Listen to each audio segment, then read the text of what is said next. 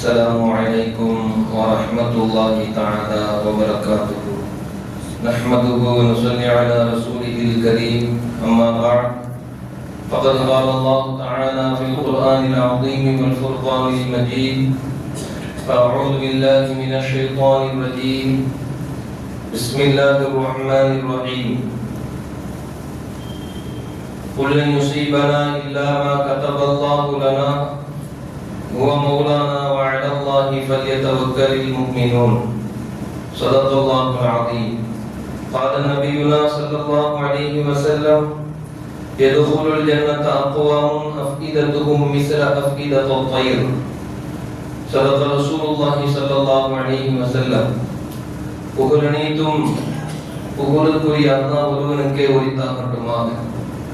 அவனது கருணைய உருவான கண்மணி ஹாத்தமும் நபியீன் ஸல்லல்லாஹு அலைஹி வஸல்லம் அவர்களின் மீதும், அன்னாரின் அடிச்சுவடுகளை அடிப்பிசகாமல் அப்படியே பின்பற்றி வாழ்ந்து காட்டி சென்ற உத்தம சத்திய சஹாபாக்கள், தாபிஈன்கள், தபஅ தாபிஈன்கள், ஷுஹதாக்கள், நாதாக்கள், நல்லவர்கள், வலிமார்கள், குறிப்பாக அமர்ந்திருக்கக்கூடிய அனைவர்களின் மீதும் அல்லாஹ்வின் கருணை மழை குறைவின்றி நிறைவாக என்றென்றும் நின்று நிகழட்டுமாக. ஆமீன். கண்ணியமிக்கவர்களே, அல்லாஹ்வின் நல்லடியார்களே, நாம் வாழ்ந்து கொண்டிருக்கக்கூடிய இந்த காலங்கள் பல தெய்வ கொள்கைகளை கொண்ட ஒரு காலம். பல தெய்வங்களை கொண்டாடக்கூடிய கொள்கை கொண்ட ஒரு காலம். இதில் ஒரு முஃமின், ஒரு இஸ்லாமியன் எப்படி வாழ வேண்டும் என்பதை நபி ஸல்லல்லாஹு அலைஹி வஸல்லம் அவர்களின் வாழ்க்கையாகவும் அல்லாஹ்வின் வார்த்தையாக கட்டளையாகவும் நாம் ஆய்ந்து பார்ப்பதற்கு கடமைப்பட்டிருக்கிறோம். கண்ணியமிக்கவர்களே, அல்லாஹ்வின் நல்லடியார்களே, எந்த ஒரு விஷயமும் அவன் நாடாமல் நடப்பதில்லை என்ற ஒரு நம்பிக்கைக்கு வரக்கூடியவர் தான் உண்மையான முஸ்லிமாக முடியும். ஒரு உண்மையான முஸ்லிம் என்று சொன்னால் எது நடந்தாலும் அல்லாஹ்வின் நாட்டப்படியே நடக்கும் அப்படிங்கிற நம்பிக்கைக்குள்ள முதல்ல முஃமின் வரணும். அவர் வந்தாதான் முஃமின். அப்படி அவருக்கு இல்ல, நான் நினைத்தது போலதான் நடக்கணும் அல்லது நடக்க வைப்பேன் என்று ஒரு மனிதன் அப்படிப்பட்ட சிந்தனை கொள்கையுடையவனாக இருந்தால் அவன் ஃபிரௌனின் வம்சமாக இருப்பான். ஃபிரௌன் தான் சொல்லிக் கொண்டிருந்தான், நான் சொல்வதுதான் நடக்கும், நான் தான் கடவுள், நான் நினைத்தது போலதான் நீங்கள் நடக்க வேண்டும், நான் என்ன கட்டளை பிறப்பிக்கிறேனோ அதை தான் நீங்கள் செய்ய வேண்டும் என்று ஒரு சிந்தனையால் நம்முடைய பிறப்பு முதல் நம்முடைய ஈமான் அத்துணையும் வீணாய் போய்விடக்கூடிய அளவிற்கு அல்லாஹ் ஜல்ல ஷானஹு தஆலா மனித சிந்தனைக்கு அல்லாஹ் ஆற்றலை வைத்திருக்கிறார். மனித சிந்தனைக்கு அல்லாஹ் ஆற்றலை வைத்திருக்கிறார். நபி ஸல்லல்லாஹு அலைஹி வஸல்லம் அவர்கள் சொன்னார்கள், ஒரு முஃமின் எப்படிப்பட்ட நம்பிக்கைக்குள் இருக்க வேண்டும் என்று சொன்னால், நபி ஸல்லல்லாஹு அலைஹி வஸல்லம் சொல்லுவான், குர்ஆன் ஷரீஃப்ல அல்லாஹ் சொல்லுவான், குல்லன் யுஸீபனா இல்லா மா கதபல்லாஹு லனா. அல்லாஹ் என்னுடைய தக்தீரில் என்ன எழுதி இருக்கிறானோ அதுதான் நடக்கும். நபியே, நீங்க சொல்லுங்க, யுஸீபனா இல்லா மா கதபல்லாஹு லனா. அல்லாஹ் எனக்கு என்ன நடக்கணும்னு நாடி முடிவு பண்ணி எழுதியிருக்கிறானோ அதுதான் நடக்கும். ஹுவ மௌலானா, அவன்தான் எனக்கு அரசன், அவன்தான் எனக்கு பொறுப்புதாரி, அல்லாஹ் தான் எனக்கு பொறுப்புதாரி. உலகத்தில் பிறக்கக்கூடியவர்கள் யாரையும் நம்பி யாரும் பிறக்கவே இல்லை. உலகத்தில் பிறக்கக்கூடியவர்கள் என் அத்தாம நம்பிதான் நான் வந்திருக்கிறேன் அப்படி சொல்லி இல்லை. பெற்ற குழந்தை கூட சில பெற்றோர்கள் குழந்தை வெளியே வருவதற்கு முன்பாகவே மரணித்து விடுகிறார்கள். அந்த குழந்தையும் நன்றாகத்தான் வளர்கிறது. குழந்தை பிறந்த பின்பும் பெற்றோர்கள் இறந்திருக்கிறார்கள். அந்த குழந்தையும் அல்லாஹ் உலகத்தில் வளர்த்தி தான் காமித்திருக்கிறார்.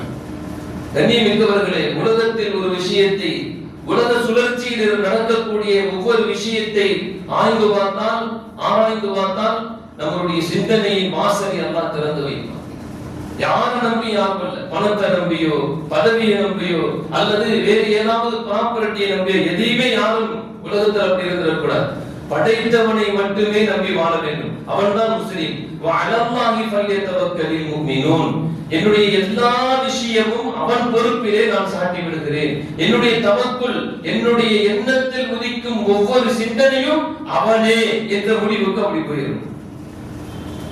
அப்படி ஒரு மனிதன் போகின்ற பொழுதுதான் அவன் சொர்க்கம் நுழைவான். நபி ஸல்லல்லாஹு அலைஹி வஸல்லம் அவர்கள் அழகான ஒரு உமானத்தை ஒன்று சொல்லுவாங்க. ஒரு விஷயத்தை பொதுவாக குர்ஆன் ஷரீஃபிலையும் ஹதீஸ் ஷரீஃபிலையும் ஒரு ஏதாவது ஒரு விஷயத்தை அல்லாஹ் உமானம் என்று சொல்லுவான்.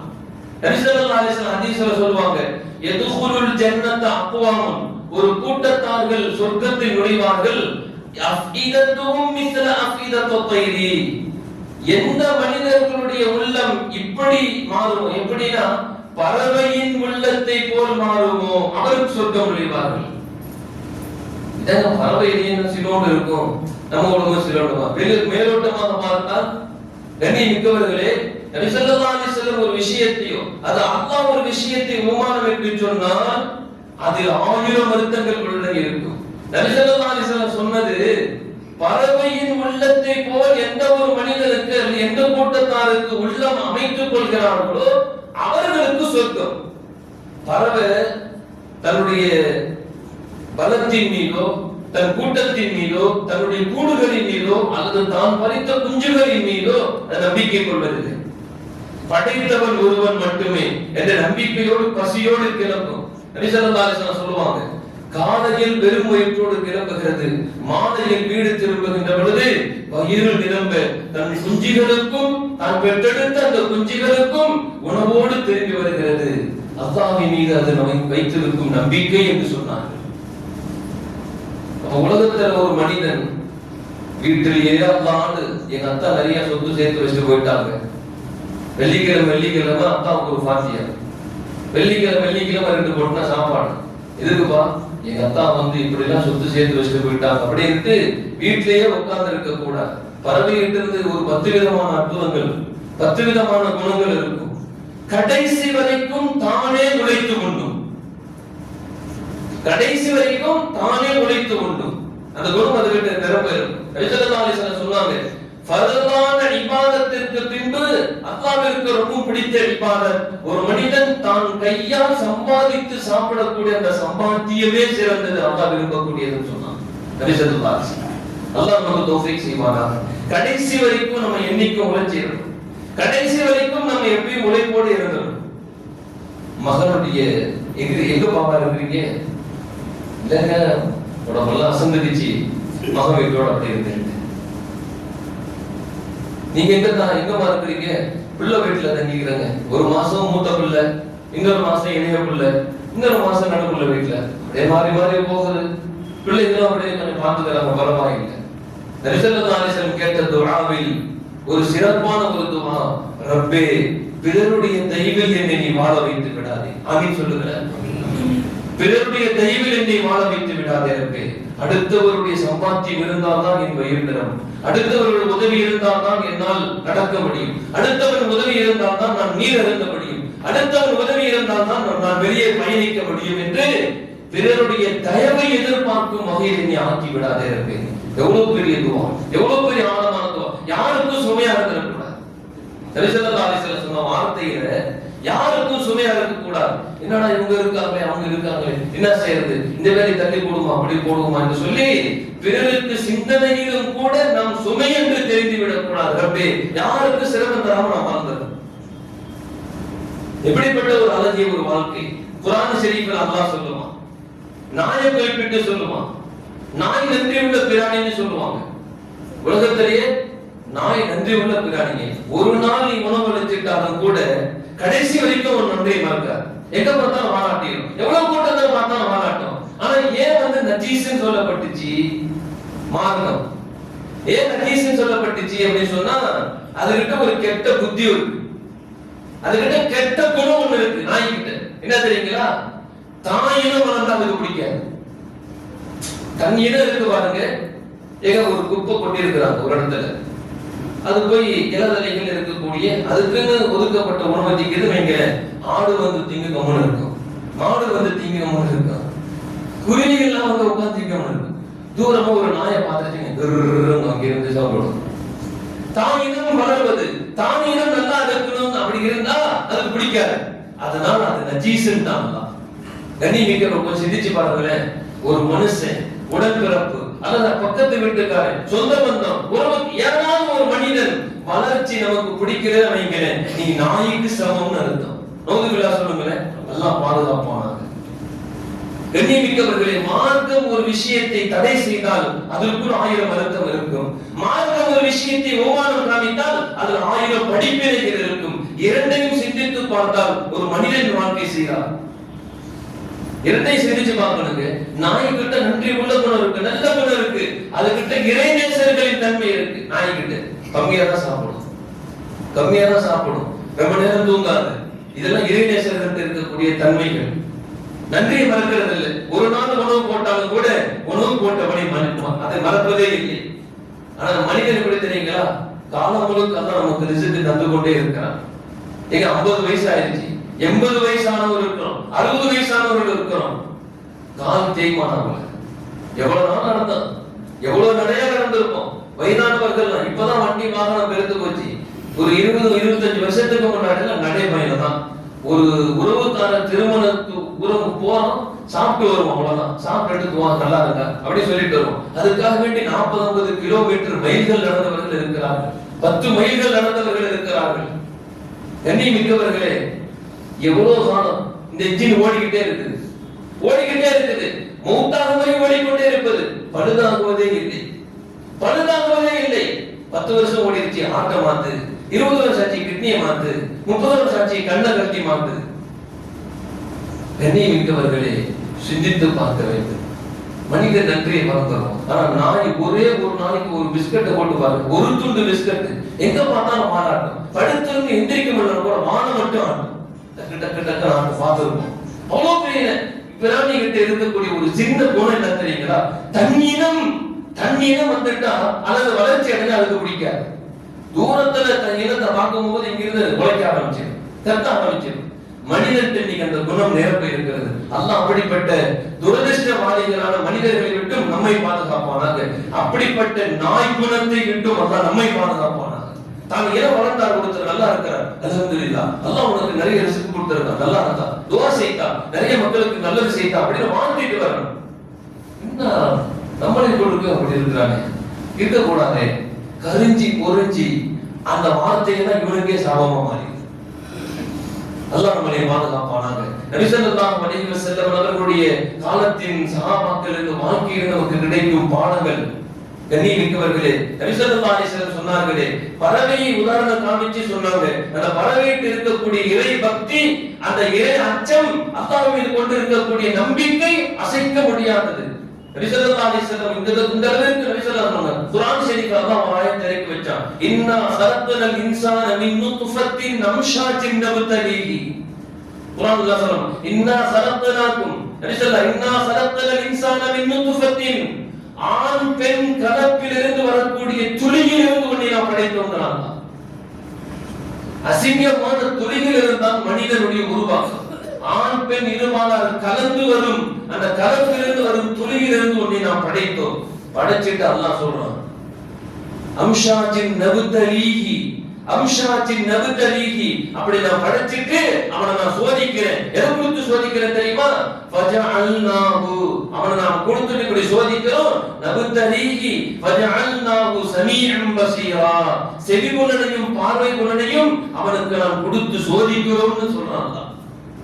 நல்ல விஷயங்களை மட்டுமே, நல்ல பாதையை மட்டுமே நீ தேட வேண்டும், நல்ல விஷயங்களை மட்டுமே கேட்க வேண்டும். கண்ணியமிக்கவர்களே, இந்த 2 வார்த்தையே போதும். இந்த ஜும்மாவிற்கு 2 வார்த்தையே போதும். நம் வாழ்க்கையை மாற்றிவிடும்.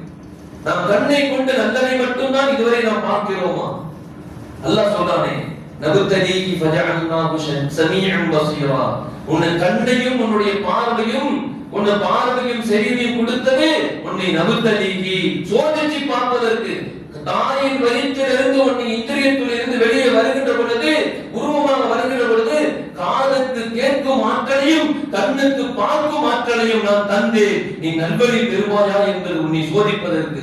கண்ணியமிக்கவர்களே, அல்லாஹ்வுக்கு ஒரு குணம் இருக்கு, என்ன தெரியுங்களா? மனிதனுக்கு மௌத்து வரைக்கும் அல்லாஹ் மனிதனை படைச்சான். அல்லாஹ் தான் நம்மளை படைச்சான்.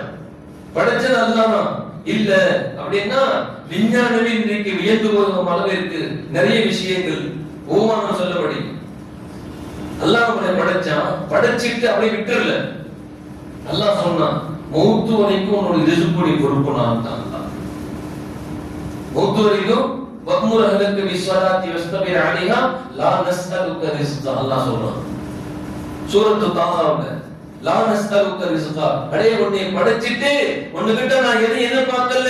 லா நஸ்அலுக ரிஸ்கா, எனக்கு உணவு கொடு, காசு கொடு, எனக்கு தேவையானதை கொடு என்று சொல்லி உன்கிட்ட நான் கேட்கலங்கிறான். அல்லாஹ் சொல்றான், நஹ்னு நர்சுகுக நஹ்னு நர்சுகுக, உனக்கு வாழ்வாதாரத்தை, உனக்கு வாழ்க்கைக்கு என்ன தேவையோ நஹ்னு நர்சுகுக, நாமே அதை பொறுப்பெடுத்துக் கொண்டோம்ங்கறான் அல்லாஹ். வல் ஆகிபத்து லித்தக்வா, கடைசி வார்த்தையை அல்லாஹ் ஒரு சொட்டு வச்சிட்டான். வல் ஆகிபத்து லித்தக்வா, இறையச்சத்தோடு வாழ்பவனுக்கு தான் இறுதி முடிவு திருப்தியானதாக இருக்கும் அல்லாஹ் சொல்லிட்டான். அப்ப அல்லாஹ் ஏற்கனவே முடிவு பண்ணதுக்கு தான் நம்ம அப்படியே செத்து சுண்ணா பார்க்கிறோம். ஏங்க, வாழ்க்கைக்கு மனிதனுக்கு சாப்பாடு தேவைதான், உடை தேவைதான், இருப்பிடம் தேவைதான். அல்லாஹ் சொல்றான், உலகத்தில் எப்படி வாழ்ந்துக்கணுமோ நபியை பார்த்துக்கொள், அவர்கள் எப்படி புசித்தார்களோ கொஞ்சம் யோசித்து பார்த்துக்கொள். உணவு பொறுப்பு, இன்னைக்கு என்ன சாப்பிடுன்னு அல்லாஹ் முடிவு பண்ணி வச்சிருப்பான். இன்னைக்கு என்ன சாப்பிடுன்னு அல்லாஹ் முடிவு பண்ணி வச்சிருப்பான். அதை நோக்கியே பயணமாக இருக்கும். நம்ம ஆசைப்பட்டு இல்ல, நான் ஆசைப்பட்டேன் இல்ல, நீ சாப்பிடணும், இந்த நேரத்துல உனக்கு ஆசை வரணும், அதை வாங்கணும், அதை வாங்கினாலும் புசிப்பதற்கு உனக்கு ஆற்றல் இருக்கணும். அல்லாஹ் நசீப் நாடணும். ஒரு 5 நாளைக்கு முன்னாடி ஒரு மௌத்து, திருச்சிக்குள்ள சித்திக்குள்ளே ஒரு மௌத்து. மகரீபு வாங்க சொல்லும் போது வயதானவர், 80 வயசை கடந்தவர் கூப்பிட்டு பேசுறார். எல்லாரும் துவா செய்யுங்க, எதை நினைச்சு கவலைப்படாதீங்க, துனியாவுல எல்லாரும் எனக்காண்டி துவா செய்யுங்க, நல்ல முறையில் இபாதத்து செய்யுங்க, கொஞ்சம் தண்ணி கொடுவாங்கன்னு சொன்னார். பாங்கு சொல்லும் போது, மகரீபு பாங்கு சொல்லும் போது அவங்க மக, வஃபாத்தானவருடைய மக வேக வேகமா போய் பாத்திரத்தை, தண்ணி குடிக்கிற பாத்திரத்தை கழுவி ஃபில்டர்ல தண்ணி பிடிச்சிட்டு வராங்க. பாங்கு முடிவு ரூபு போயிடுச்சு. பாங்கு சொல்ல ஆரம்பித்த போது ஹயாத்தோடு இருந்தவர் பாங்கு குடிக்கின்ற பொழுது வாழ்க்கை நிறைவு பெற்று விட்டு தண்ணி எடுத்துட்டு வந்து ரூபு போயிடுச்சு. கண்ணியமிக்கவர்களே, இவர் ஆசைப்பட்டதுக்கு ஒரு மடத்து தண்ணி குடிக்கிறது அல்லாஹ் நசீபுல எழுதி இருந்தாதான் அந்த தண்ணியோட உள்ள போகும். ஒரு மீட்டர் தண்ணீர் கூட, தண்ணி கிளாஸ் கிளம்பிட்டு ஃபில்டர்ல பிடிச்சிட்டு வரதுக்குள்ள எங்க ஹால்ல படுத்திருக்கிறார். ஹால் மூலையில கிளாஸ் ஃபில்டர், கிளாஸ் எடுத்துக்கிட்டு ஒரு அலசிட்டு தண்ணி பிடிச்சிட்டு திரும்ப அந்த ரூபு போயிடுச்சு. பாங்கு சொல்லும் போது பேசிக் கொண்டிருந்தவர் பாங்கு முடிகின்ற பொழுது தன் வாழ்க்கையை நிறைவுபடுத்தி விட்டார். நல்லா முடிச்சிட்டான். ஒரு மீட்டர் தண்ணி கூட வாயில போகணும்னு சொன்னா கூட அல்லாஹ் நசீபு நாடி இருக்கும். நம்ம நினைச்சிட கூடாது, நம்ம ஆசைப்பட்டோம், இன்னைக்கு வீட்டுக்கு கறி எடுத்து கொடுத்திருக்கிறோம், இன்னைக்கு வீட்டுக்கு மீன் எடுத்து தந்திருக்கிறோம், இன்னைக்கு நமக்கு பிடிச்சமான சமையல், கீரை, பல வகையான பொரியல்கள், நமக்கு பிடிச்சமான உணவு இதெல்லாம் நினைத்து சந்தோஷப்பட்டு இருப்போம். கண்ணியமிக்கவர்களே, அவன் நசீபை எழுதி இருப்பான். இன்னைக்கு நீ இதனை பிரியப்படுவ, இதை வாங்குவ, சமைப்ப, தட்டுல போடப்படும், இடத்துக்கு வாய்க்கு கொண்டு வருகின்ற பொழுது உன் ரூஹு பிரியும். அல்லாஹ் முடிவு பண்ணியிருப்பான். கண்ணியமிக்கவர்களே, அல்லாஹ் ஜல்ல ஷானஹு தஆலா மனிதனுக்கு தந்திருக்கக்கூடிய ஆற்றல், நான் என்ன உன்கிட்ட உணவு கேட்கலப்பா, உனக்கு உணவு கொடுப்பு நான் ஏற்றுக்கிட்டேன். உலகத்தில் உன்னை படைத்தது என்னை அறிந்து அடைந்துகள், என்னை பயந்து வாழ்ந்துகள். அந்த வாழ்க்கையுடைய முயற்சி அல்லாஹ் கையில கொடுத்துட்டான். அதன் பக்கம் நம்ம முயற்சியே செய்வதில்லை. அதுதான் மனிதனின் பலகீனமே. இபாதத்திற்காக வேண்டி நாம் முயற்சி எடுக்கிறோமா? எங்க உழைக்கிறோம், காசு பணம் வரணும் உழைக்கிறோம், காசு பணம் நல்லா இருக்கணும், குடும்பம் நல்லா இருக்கணும் சம்பாதிக்கிறோம், எல்லாமே செய்கிறோம். அந்த உழைப்பின் ஒரு பகுதி ஏனும் இபாதத்திற்கு நாம் செலவழிக்கிறோமா? ஒரே ஒரு கணம் சிந்தித்து பாருங்க. ஒரே ஒரு நிமிஷம், ஒரு 4 மணி நேரம், காலையில் 8 மணிக்கு டியூட்டிக்கு போயிட்டா சாயந்தரம் 5 மணி வரைக்கும் எவ்வளவு விசுவாசமா, எவ்வளவு அதை அப்படியே உள்வாங்கிக் கொண்டு, வேதனை உள்வாங்கிக் கொண்டு இன்முகத்தோடு செய்து கொண்டிருக்கிறார். என்ன சிரமங்கள் வந்தாலும் சரி, என்ன கஷ்டம் வந்தாலும் சரி, அதில் வரக்கூடிய சிரமங்களை சகித்துக் கொள்கிறார். எவ்வளவு முயற்சி, எவ்வளவு கடுமையான தியாகங்கள். எண்ணிமிக்கவர்களே, இன்னும் சுமை தூக்கியுடைய தொழிலாளர்கள் அவர்களுடைய யோசித்து பாருங்கள். காத்து மழை வெயில் எதுவுமே தூக்கி போட்டு வேலை செஞ்சுக்கிட்டே இருப்பான். சட்டையை கழட்டி போட்டுட்டு மேல ஒரு துணி தான், ஒரு மூட்டை தூக்கி மாடி ஏறுவாரு, வாகனம் ஏறுவாரு, ஒரு கடையில இருந்து இன்னொரு கடைக்கு ஷிஃப்ட், குடோன்ல இருந்து கடைக்கு ஷிஃப்ட், கடையில இருந்து மேல மாடிக்கு ஷிஃப்ட், ஏத்திக்கிட்டே இருப்பாரு மூட்டைகளை. உழைக்கிறார், கடுமையான உழைப்பாளி. உழைப்பாளி என்று சொன்னால் அவர்தான் கடுமையான உழைப்பாளி. வெயில் மழை பாராது, செருப்பு கூட இல்லாமல் இடுப்பில் ஒரே ஒரு வேஷ்டி மட்டும்தான் இருக்கும். எவ்வளவு உழைப்பு! அவரெல்லவா பணக்காரராக இருந்திருக்கணும், அவரெல்லவா பணக்காரராக இருந்திருக்கணும்.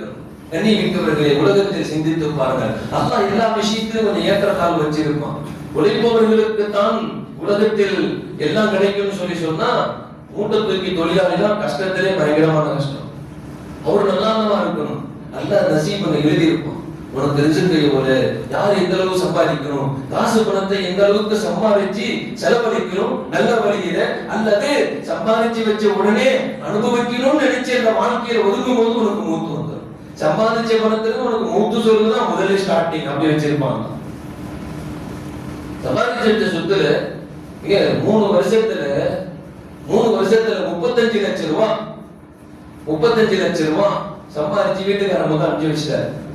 3 வருஷம் கழிச்சு வீட்டுக்கு வர, நான் பிளைட்ல வந்து இறங்குறேன், வந்துருங்க எல்லாரும். மனைவி பிள்ளைகளோட வருது, பிளைட் விட்டு இறங்கிட்டாரு.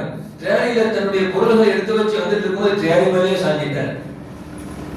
பார்த்துட்டாரு, பிள்ளைகளை பார்த்துட்டாரு. பெட்ல பெட்டி இருக்கும்போது கை காமிக்கிறார், டாட்டா காமிக்கிறார், பிள்ளைகளுக்கு வெளியே இருந்து டாட்டா காமிக்கிறார். பிள்ளைகள் அத்தான் வெளியே சந்தோஷமா இருக்கு. ட்ரெயினில வச்சு வெளியே தள்ளிக்கிட்டு வர்றாரு. அப்படியே ட்ரெயின் மேல சாஞ்சிட்டார். குடும்பத்தை பார்த்தார். அவர் கொண்டு வந்த சம்பாத்திய அந்த காசுகளில் அவர் சொன்னார், முதல் நம்ம என்ன செய்யணும், பிஸ்மில்லாஹ், நம்ம எங்க சந்தோஷமா டூர் போயிட்டு வரணும், 3 வருஷம் கழிச்சு வரேன், எல்லாத்துக்கும் மகிழ்ச்சியோட இருக்கணும், நல்லா சாப்பிடணும், நல்லா அனுபவிக்கணும் அப்படின்னு சொல்லிட்டு வராரு. வெளியே வரும்போது அந்த சம்பாதிச்ச காசுல முதல் செலவு அவருக்கு ஜனாசா செலவு தான். கண்ணியமிக்கவர்களை சிந்தித்து பார்க்க வேண்டும். அந்த காசு பணம் நம்ம கிட்ட வரும், காசு பணம் நம்ம சேர்த்து வச்சிருக்கோம். அல்லாஹ் நசீபுல நாடி இருக்கணும், இது உனக்கு தான் நாடி இருக்கணும், இது உனக்கு தான் நாடி இருக்கணும். கண்ணியமிக்கவர்களே, அல்லாஹ்வின் நல்லடியார்களே, அது மாதிரி சோதிப்பதற்கு படைச்சிட்டோம்னு சொல்லிட்டான். அந்த வாழ்க்கை பாருங்க, அதுக்கு தான் நம்ம முயற்சி செய்யணும். இபாதத்து செய்வதற்கு, அல்லாஹ்வை அறிந்து அடைவதற்கு அதுக்கு முயற்சி செய்யணும். ஆனா என்ன தெரியுங்களா, அல்லாஹ் உனக்கு இவ்வளவுதான் நாடி இருக்கு, இவ்வளவுதான் விதிச்சிருப்பான். அதுக்கு நாம படும் பாடுதான் மிகப்பெரிய பாடு. முயற்சி செய்து கொண்டே இருப்போம். அவ்வளவு செஞ்சியும் கூட அல்லாஹ் நான் என்ன நசீபுல நாடுதான் அதுதான் கிடைச்சிருக்கு, அதுதான் நமக்கு கிடைச்சிருக்கு. அல்லாஹ் சொல்லிட்டான், உன் வாழ்க்கையின் தீர்மானத்தை உன் கையில் தந்து விட்டேன், முயற்சி செய்து கொள், இபாதத்து செய்து கொள், உன் நஃப்ஸோடு நீ போராடு. உன் நஃப்ஸ் உனக்கு இயற்கை தன்மை, உமரபரியு நஃப்ஸி இன்னன் நஃப்ஸல அம்மாரத்தும் பிஸ்ஸூ, கெட்ட விஷயத்தின் பக்கம் தான் உன் நஃப்ஸ் தூண்டும், உன் உள்ள உன்னை இழுக்கும். அதை நீ சமாளி, அதை நீ போரிட்டு வந்தால் அந்த நஃப்ஸுக்கு பின்னால் நான் ஒளிந்திருக்கிறேன், நீ அடைந்து கொள்வாய். அந்த ஆயத்தினுடைய விளக்கம் 13வது சூரனுடைய துவக்கமே அதுதான். 13வது சூரனுடைய துவக்க ஆயத்தை மிகப்பெரிய வாழ்க்கை தத்துவத்தை எடுத்து சொல்லும். உமா உபர்ரிகு நஃப்ஸி இன்னன் நஃப்ஸல அம்மாரத்தும் பிஸ்ஸூ, உள்ள இருக்க பாரு, கெட்டதை மட்டும்தான் தூண்டும், நல்லதை தூண்டவே தூண்டாது. அந்த நஃப்ஸோடு நாம் இன்றைக்கு நாம் போராடி இருக்கிறோம். கண்ணியமிக்கவர்களை, நல்லது மாதிரியே தெரியும், உள்ள பேராபத்து ஒளிந்திருக்கும். இந்த உலகத்தில் ஒரு மனிதனுக்கு இன்பம் துன்பம், நல்லது கெட்டது, வளமும் வறுமையும் மாறி மாறி வந்து கொண்டே இருக்கும். இதுதான் இந்த உலகத்தினுடைய நீதி. வாழ்க்கை தேடுவதெல்லாம் கிடைப்பதில்லை, கிடைப்பதெல்லாம் நிலைப்பதில்லை. வாழ்க்கை அவ்வளவுதான். எல்லாரும் தேடணும். ஒரு மனிதன் தேடி அடைந்து கொண்டே இருப்பான். தேடுறது எல்லாம் கிடைச்சிடாது, கிடைச்சது எல்லாம் நிலைக்கிறதும் இல்லை, கிடைப்பதெல்லாம் நிலைப்பதும் இல்லை. அவ்வளவுதான் மனித வாழ்க்கை. 2 வாரத்தையில முடிச்சான். எவ்வளவு பெரிய வாழ்க்கையின் தத்துவத்தை எடுத்து சொல்லக்கூடிய வரிகள். இந்த சுருக்கமான காலகட்டத்தில் மனிதனுடைய வாழ்க்கையில் மூட நம்பிக்கைகள் நிரம்பவே இருக்கும். ஒரு வரலாற்று நிகழ்ச்சி, ஒரு சஹாபி தொழுகை நேரம் அல்லாத மற்ற நேரங்கள்ல இப்ப பள்ளிக்குள்ள நுழைகிறார். 10 வயசு கூட பூர்த்தியாகல. ஒரு சின்ன பையன் தொழுதுகிட்டு இருக்கிறார் மஸ்ஜிதுல் நபவியில. இந்த நிகழ்வு மஸ்ஜிதுல் நபவியில் நடக்குது. 10 வயசு கூட பூர்த்தியாகல, ஒரு சின்ன பையன் தொழுகிறாரு. அந்த சஹாபி காத்து கொண்டு நிற்கிறார். அவ்வளவு தத்துவாவோடு அவ்வளவு இயக்கத்தோடு தொழுது கொண்டே இருக்கிறார். அந்த தொழுகையை பார்த்து சஹாபி அழுகிறார். என்ன அடக்கமாக, என்ன ஒடுக்கமாக, எவ்வளவு இஹ்லாஸத்தோடு உள்ளச்சத்தோடு சிறு வயதிலேயே தொழுகக்கூடிய அந்த காட்சி. அந்த சஹாபி தன்னை அறியாமல் கண்ணீர் மல்க நிற்க தொழுது முடிச்ச உடனே யாருடைய மகப்பாணின்னு கேட்டாங்க. அந்த பையன் தலை குனியல. அந்த பையன் தலை குனிஞ்சி அப்படியே கீழே பார்த்துக்கிட்டே இருக்கிறார். அந்த சஹாபி அந்த சிறுவனுடைய அந்த கன்னத்தில் கை வைத்து உயர்த்தி பார்க்கிறார். அந்த சின்ன பையன் கண் தண்ணீர் ஓடுது. அப்படி தாரை தாரைய சொல்றாரு, நான் தந்தையும் பார்த்ததில்லை, தாயையும் பார்த்ததில்லை. அந்த சின்ன பையன் சொல்றார், எனக்கு தந்தை யாருன்னு தெரியாது, தாய் யாருன்னு தெரியாது. அந்த சஹாபி அழுது கொண்டே சொல்கிறார், என்னை உன் தந்தையாக நீ ஏற்றுக்கொள்கிறாயான்னு கேட்கிறார். என்னை உன்னை தந்தையாக ஏற்றுக்கொள்கிறாயா? அந்த சிறு பையன் உடனே எவ்வளவு பெரிய வாழ்க்கை. அந்த சிறு பையன் சொன்னான், அப்படின்னா எனக்கு பசிச்சா உணவு தருவீங்களா? சின்ன பிள்ளைங்க 10 வயசு கூட ஆகல, பசிச்சா உணவு தருவீங்களா? தருவேன்னு சொல்றாரு. எனக்கு ஆடை இல்லைன்னா ஆடை வாங்கி தருவீங்களா? தருவேன். ஒவ்வொன்றா கேட்டுட்டே இருக்கிறார். நான் விளையாடுவதற்கு நான் பொருள் வாங்கி தருவேன், எல்லாம் நான் தங்குவதற்கு இடம் தருவேன், எல்லாம் சொல்லிக்கிட்டே இருக்கிறார். எனக்கு நோய் ஏற்பட்டுச்சுன்னா நோயை குணமாக்குவீர்களான்னு சொல்லி கேட்கிறார். அந்த சஹாபி தருவேன் தருவேன் சொன்னது வார்த்தை உள்ள இருக்குது, வார்த்தை பேச முடியல. எனக்கு நோய் ஏற்பட்டா அந்த நோயிலிருந்து நீ குணப்படுத்தி விடுவீர்களா? நம்ம என்ன செய்வோம்? நம்மகிட்ட கேட்டா ஒரு பிள்ளை கேட்கிறார், எங்க எனக்கு உடம்பு சரினா தத்தா நீ என்ன செய்வ? உடனே ஆஸ்பத்திரி கூட்டு போவோம்பா. நம்ம அப்படிதானே சொல்லுவோம். ஏங்க நம்ம அப்படிதான் சொல்லுவோம், தா எனக்கு உடம்பு சரியில்லை செய்வா.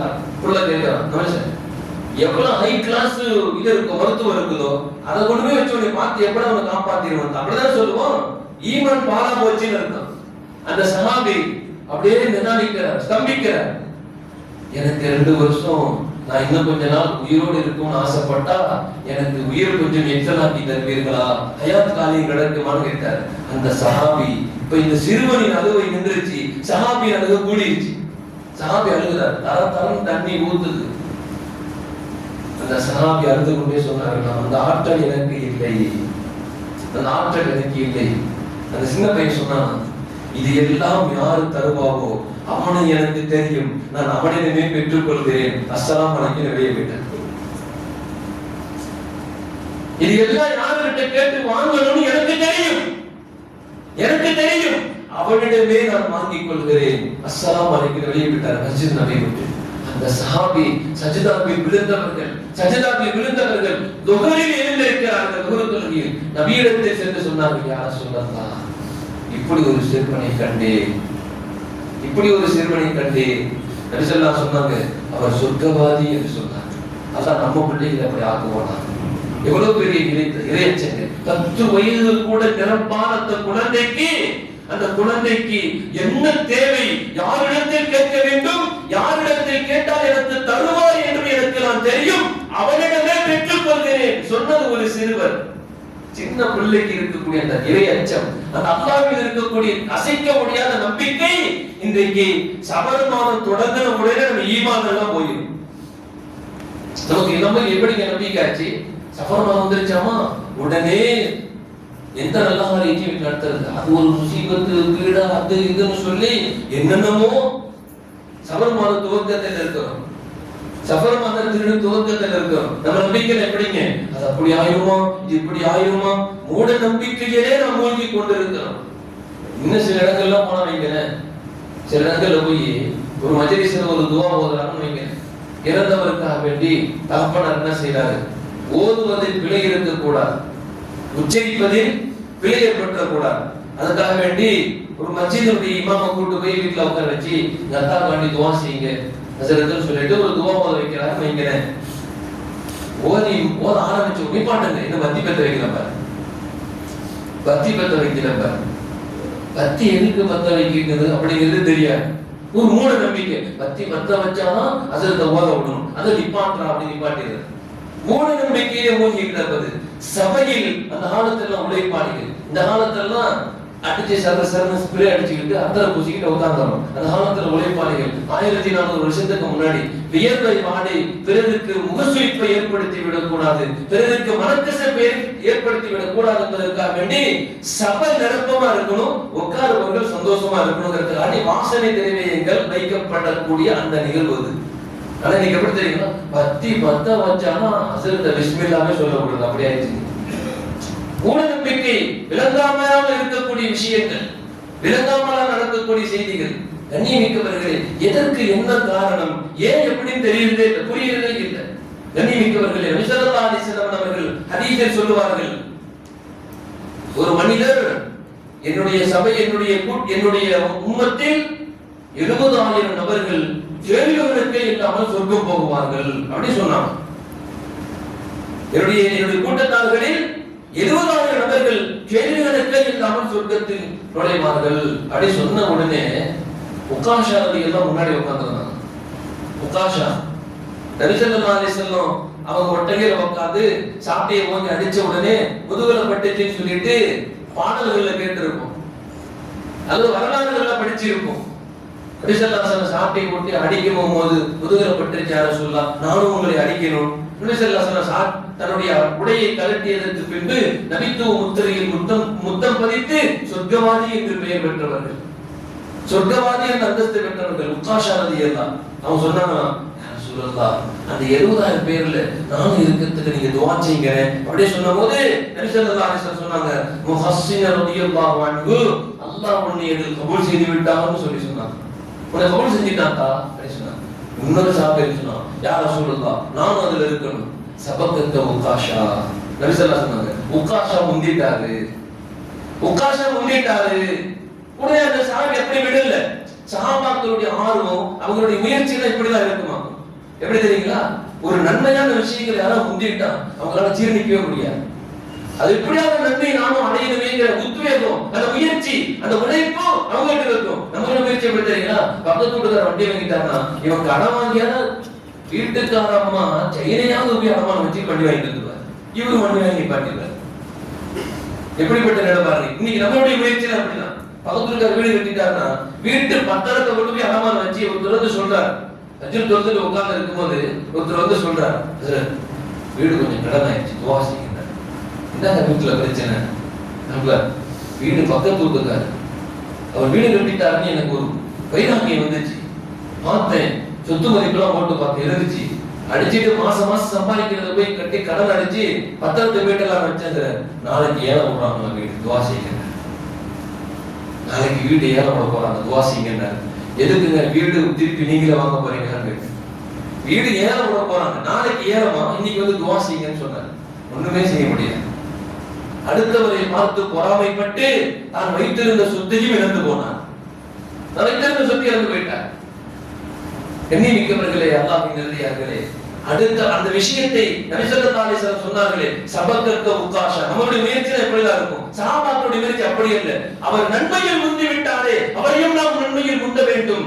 இரவு முழுக்க விழித்திருந்தவர்கள் உண்டு வரலாறு.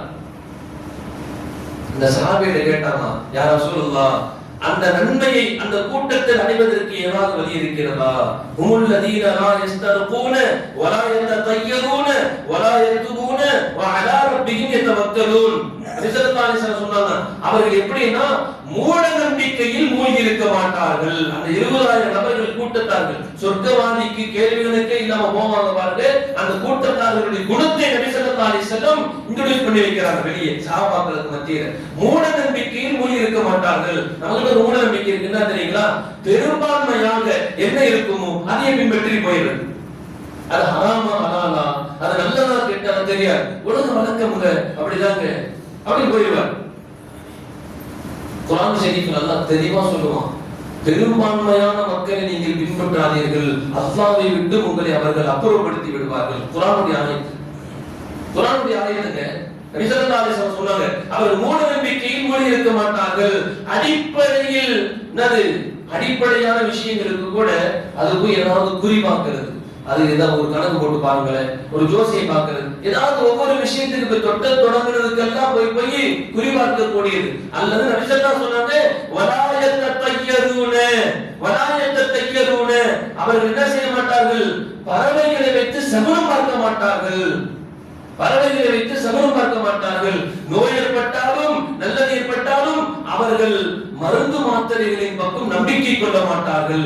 படைத்தவன் ஒருவனே என்ற தன்னுடைய முழு விஷயத்தையும் படைத்தவன் மீது பொறுப்பை சாட்டுவார்கள். அவர்களே கேள்விகளுக்கு இல்லாமல் சொர்க்கம் போவார்கள் என்று சொன்னார்கள். அதனால காலத்தின் மீது அல்லது மாதங்களின் மீது ஏதாவது ஒன்று சொல்லிட்டு நம்ம என்ன செய்யக்கூடாது, இது பீட முடிச்ச மாதம் சஃபர் மாதம் அப்படின்னு சொல்லிட்டு, சஃபர் மாசத்துல ஆயிஷா அம்மாவுக்கு நிக்கா நடந்துச்சு, சஃபர் மாசத்துல தான் ஃபாத்திமா அம்மாவுக்கு நிக்கா நடந்துச்சு. ஆயிஷா அம்மா சொல்லுவாங்க, எங்களுக்கு இது மாதிரி எல்லாம் அந்த காலத்துல இருந்தக்கூடிய ரொம்ப மூட நம்பிக்கையில் மூழ்கி போய் நோய் வந்துடும், நல்லது நடந்தா உங்களுக்கு ஆபத்து நீங்கள் சொல்லக்கூடிய அந்த மாதத்தில் தான் நபி ஸல்லல்லாஹு அலைஹி வஸல்லம் திருமணம் முடித்தார்கள் என்று சொன்னாங்க. ஹதீஜா அம்மா நபி ஸல்லல்லாஹு அலைஹி வஸல்லத்துக்கு முதல் திருமணம் ஹதீஜா அம்மாவோடு தான் நடந்துச்சு. அந்த ஹதீஜா அம்மாவின் மூலமாகத்தான் நபி ஸல்லல்லாஹு அலைஹி வஸல்லம் வம்சம் இன்றைக்கு வரைக்கும் துனியாவில் வாழ்ந்து கொண்டிருக்கிறார்கள். அந்த ஹதீஜா அம்மாவை திருமணம் முடித்தது சஃபர் மாசத்துல தான். இந்த சஃபர் மாதத்தில் தான், சஃபர் மாதத்தில் நிறைய நிகழ்வுகள் நடந்திருக்கிறது. கண்ணியமிக்கவர்களே, மூட நம்பிக்கையில் விஷயங்களை தெரியாமல் அல்லது விளங்காமல் அதை முழுமையாக தெரிந்து கொள்ளாமல் சஃபர் மாசத்துல சில விஷயங்கள் அல்லாஹ் துனியாவில் இறக்கி வச்சான். சில வேதனைகள், சில கஷ்டங்கள், சில நோய்களை இறக்கி வச்சான். நபி ஸல்லல்லாஹு அலைஹி வஸல்லம் அதுவும் ஹதீஸில் உள்ளதுதான். ஏன் இதற்கு காரணம் என்ன, ஏன் இதற்கு காரணம் என்ன புரிந்து கொண்டால் அவர்கள் அதிலிருந்து தப்பித்துக் கொள்வதற்கு வழியே கிடைக்கும். அந்த புரிந்து கொள்ளாம அல்லாஹ்வுடைய அதாப் இறங்குச்சு, வெள்ளிக்கிழமை தான் துனியா அழின்னு ஹதீஸ்ல இருக்கு, அதனால வெள்ளிக்கிழமை நாள் முசீபத்துரா அப்படின்னு சொல்லிட்டு 3 வாரம் வெள்ளிக்கிழமை தும்மா துலா விட்டீங்கன்னா அல்லாஹ் முத்தர் குத்திரன் காஃபிர்னு சொல்லுது மார்க்கம். ஏன் வெள்ளிக்கிழமை நாள் தான் துனியாவை அழிப்பேன்னு ஹதீஸ்ல இருக்கு. துனியாவில் ஹதீஸ் வெள்ளிக்கிழமை நாள் தான் அழிக்கப்படும் அப்படி இருக்கு. அப்புறம் வெள்ளிக்கிழமை நாள் பீட பிடிச்ச நாள், வெள்ளிக்கிழமை தான் அவங்க அழிப்பானா, யாரும் இது நல்ல ஹதீஸ் போல செய்யாதீங்க அப்படின்னு சொல்லிட்டு 3 வாரம் சும்மா விட்டீங்கன்னா நீங்க மார்க்கம் சொல்லுது அவன் குஃப்ரில் சேர்ந்து விட்டான், இஸ்லாத்தை விட்டு போயிட்டான்னு சொல்லுது. கண்ணியமிக்கவர்களே, மூட நம்பிக்கையில் மூழ்காதீர்கள். அல்லாஹ் ஒருவன் மீது தவக்குல் வையுங்கள். சஃபர் மாதம் தரக்கூடிய உணர்வே இதுதான். படைத்தவனை மட்டுமே நீ நம்பு, படைத்ததை நீ நம்பாதே, படைத்ததை நீ நம்பாதே, படைப்பவனை நம்பு, அவன் மட்டுமே உனக்கு நல்வழி முன்னைப்படுத்த முடியும் என்று சொல்லி அல்லாஹ் ஜல்ல ஷானஹு தஆலாவின் மீது முழுமையாக அவன் மீது தவக்குல் வைத்து நல்லதும் கெட்டதும் அவன் நாட்டப்படிதான் நடக்கிறது. உலகத்தில் எந்த வஸ்துவுக்கும் எதையும் செய்யும் ஆற்றல் இல்லை. கண்ணியமிக்கவர்களே, அல்லாஹ்வின் நல்லடியார்களே, நல்லா நினைச்சு பார்த்துக்குங்க. கொசு இருக்கு பாருங்க, கொசு. அந்த கொசு கூட ஒரு மனிதனை கொத்தணும், ஒரு மனிதனை கடிக்கணும்னு அல்லாஹ்வுடைய நாட்டா இருக்கும். நான் வாழ்க்கையில நிறைய பார்த்துருக்கோம். எல்லாம் தூங்கி இருப்பான், காலையில மாப்பிள்ள நல்லா தூங்குனியாடா, நல்லா தூங்கிட்டப்பா, மனுஷனாடா நீ, நைட்டு கொசு அப்பி எரிஞ்சிருச்சு, நல்லா ஒருத்தரும் தூங்கலாமா, ஒருத்தரும் தூங்கலாமா, அவரு பக்கத்துல இவரும் படுத்திருப்பாரு, எனக்கு கொசுவை கடிக்கலையே பாரு. அல்லாஹ்வுடைய நாட்டம் உன்னை நிம்மதியாக தூங்க வைக்கணும். அவன் முடிவு செய்தது. உன்னை ஒரு கொசு கூட கடிக்க விடாம ஆக்கிட்டான், கடிக்க விட மாட்டான். குர்ஆன்ல இன்னும் சொல்லுவான், கண்ணியமிக்கவர்களே, ஈ இருக்கு பாருங்க, ஈ இருக்கு பாருங்க. குர்ஆன்ல ஈய பத்தி அல்லாஹ் பேசுறான், குர்ஆன்ல ஈய பத்தி அல்லாஹ் பேசுறான். அந்த ஈ உங்களுடைய உணவில் நீங்கள் புசிக்கும் உணவிலிருந்து தன் வாயில் எடுத்துக்கொள்ளும் உணவை நீங்கள் பறிக்க முடியுமா என்று கேட்கிறான். ஈ உட்கார்ந்து தான் வாயில கொஞ்சம் உணவு பிடித்து இருக்கும், அந்த உணவு கூட உன்னால எடுக்க முடியாது.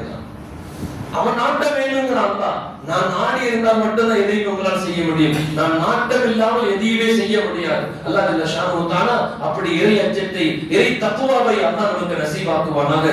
உலக மக்களில் தெரியாதவர்கள், அறியாதவர்கள், மூட நம்பிக்கையில் மூழ்கி போனவர்களுடைய வார்த்தை விட்டும் தவிர்த்து வாழக்கூடிய நல்ல நசீபை அல்லாஹ் நமக்கு தருவானாக. கெட்ட பழக்க வழக்கங்களை, கெட்ட வார்த்தைகளை பயன்படுத்தும் கெட்ட உறவுகள், நட்புகள், அதை விட்டும் அல்லாஹ் நம் சமுதாயத்தை அல்லாஹ் பாதுகாப்பானாக. கெட்ட விஷயங்களின் பக்கம் ஆர்வத்தை மூட்டக்கூடிய செய்திகள், இணையதளத்தினுடைய வரிகளை படிப்பதை விட்டும் அல்லாஹ் நம் சமுதாயத்தை பாதுகாப்பானாக. அல்லாஹ் ஒருவனே என்ற பேச்சு மூச்சுமாக வாழ்வதற்கு அல்லாஹ் நம் அனைவருக்கும் தௌஃபீக் செய்வானாக. வாஹிரு தஅவானா அல்ஹம்துலில்லாஹி ரப்பில் ஆலமீன். அஸ்ஸலாமு அலைக்கும் வரஹ்மத்துல்லாஹி வபரகாத்துஹு.